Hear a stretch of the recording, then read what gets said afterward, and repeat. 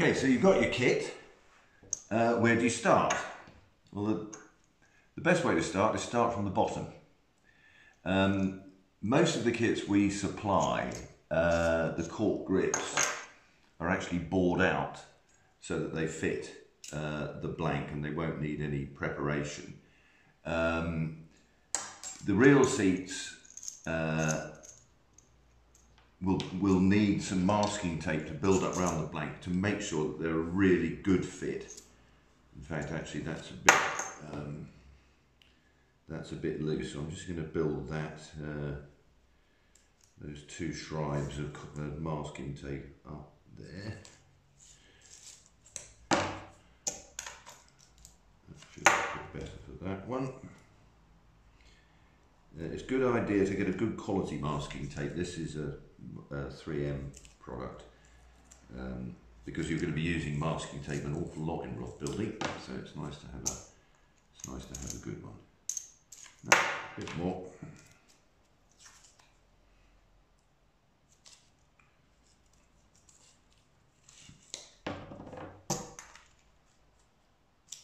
There we go. Right. Okay. So the first thing I'm going to do is I'm going to attach this butt section, if there is a butt section. And again, it didn't quite fit as snugly as I'd like, so I put a tiny bit of masking tape on that side. And I'm going to glue that in place. Now, the procedure for gluing in rod building is quite interesting because most people get it wrong, to be candid. And they would glue that, the end of that, and then press it in. Well, of course, all you're going to do is you have an awful lot of surplus glue on the outside, which is then going to be very difficult to clean. It is infinitely better if you were to take your glue, and I use this block. It's brilliant for gluing, actually, and it cleans up nicely as well. So you take your glue and glue the inside, so roll around the inside, and then when you come to put your cap on, it's firmly in place and there's no need to clean it. Okay. The next thing we're going to do, we know that now fits that perfectly, so that's good to go, is to glue that on. But before I do that, I'm just going to clean this blank because you don't know where they've been a lot of the time. You don't know how many people have had their hands on them that might have been coated with something else. So I'm going to use some denatured alcohol, and I can feel actually that that's a bit of these have obviously been taped together with masking tape, so that's now clean. What I'm going to do now to put this reel seat on, again, what a lot of people would say is get your glue and smear it all over there like that and then chuck it on. Well, you've got the same problem. As you push it out, it all comes out and drips down the blank. It is infinitely better to actually pour the glue, whatever you're going to use. I tend to like using Araldite for fast jobs, or even better, this Gorilla Glue, and actually pour the glue in to the reel seat and spin it around, and then put the reel seat onto the blank and turn it so it gets a nice good coating all the way down, and then you're good to go. Okay, because this is one of my kits, this grip has been recessed to actually fit this reel seat, so that would slide on, and because it's been bored to fit this blank, it'll just slide on really neatly like that. Now again, the procedure for gluing this on is slightly different to the way most people do it. Rather than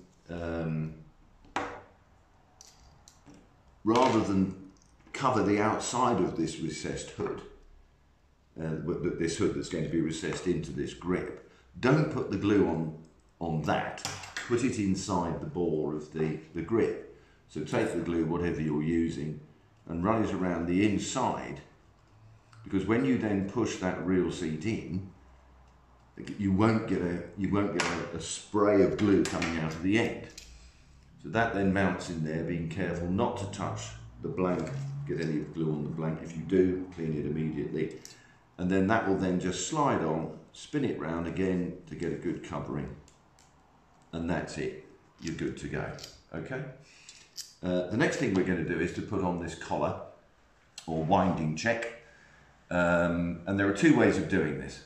The first way is to take your glue. This is actually wood glue, and I'll tell you why I'm using this. I'm only using this at the moment to give you a demonstration so you can see it, is to just run it around. You don't need to necessarily go around all of the blank. It doesn't need very much. Run it around like that, and then that collar will sit nicely onto it, like that. And there you are, it's done. Now, there's another important thing that I do, which I don't think I've ever seen anybody else do. When you come to varnishing, and you'll have a wrap of thread here and then the hook keeper here. When you come to do the varnishing, these winding checks or collars are manufactured in 1/2 mil increments. This is a 9.5 mil winding check, but as you can see, there's just a little bit of movement in it. And it's only 1 in 100. You'll actually find a winding check that will slide down and actually fit snugly on the blank. So you're going to have to allow for that. The problem is that when you come to varnish, especially the way that I varnish, which is I put one thin coat on first, is that if you don't fill the space accurately, completely in between the winding check and the blank, the epoxy resin, when you're gluing, will actually start to come out of the base, and it makes a ghastly mess of the top of the grip. So what I do, I'm just going to pop the lid back on that to stop it evaporating. What I do is I backfill that. So I go round the blank at the top of the winding collar, and it doesn't matter, because it doesn't matter if you make a bit of a balls up of it, because you're going to wipe it clean anyway. And then I'm just going to gently run that, try and prime that chamber by spinning the point of that pen round. So have plenty of tissues, that's the other thing you'll need a lot of. And then I'm going to clean that. And now that I know, when I look, that all of that is now backfilled with the glue, and just use wood glue. And when I come to varnish the first wrap, which will be there, or the collar wrap, which will be here, I know that none of that varnish is going to go inside and accidentally get squeezed out of the base of the winding check. And that's you done. Again, I'd give the blanket quickly with isopropyl just to make sure it's all right. I could feel something a bit sticky there. And that's you done. However, what if it doesn't all fit together properly? What can you do about that?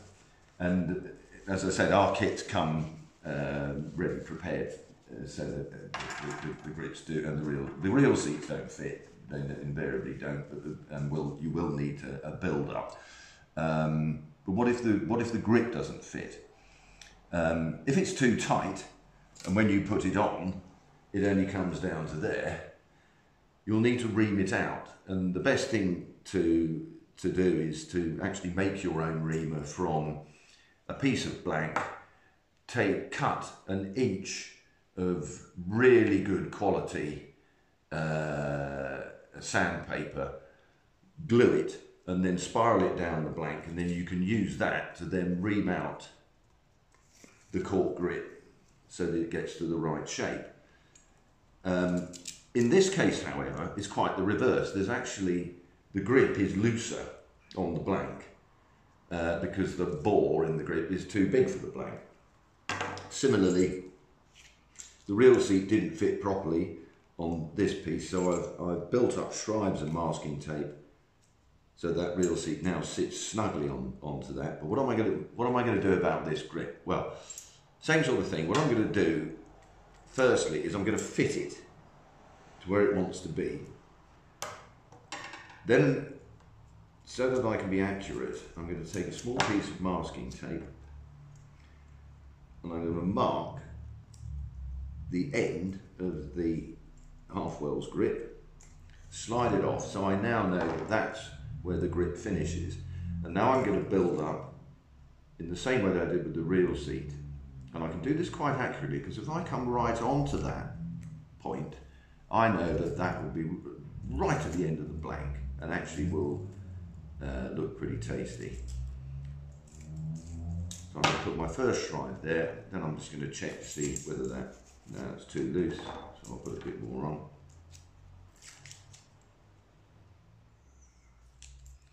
And again, try and keep it as neat as possible.